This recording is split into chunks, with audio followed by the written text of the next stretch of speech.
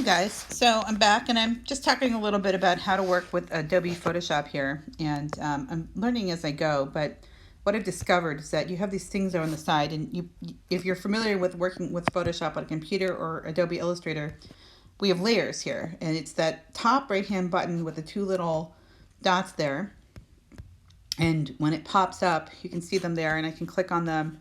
Here's a nice little feature. So if I click on the first one, which is the brick wall, and I click on this little eyeball on the side, I can make it invisible.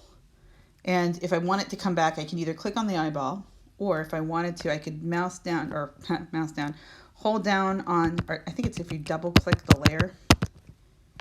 No, it's not working. There we go. Yep, it was working before.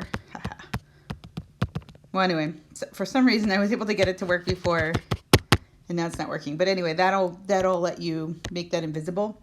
You can also take these layers, I believe, and change the order of them. So if I wanted to, I could drag this down below the sky, and now the brick wall is behind the sky.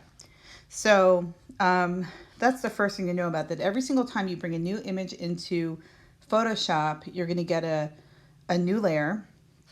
And these layers are manipulatable. Check this out too. I'm going to bring the brick wall back up.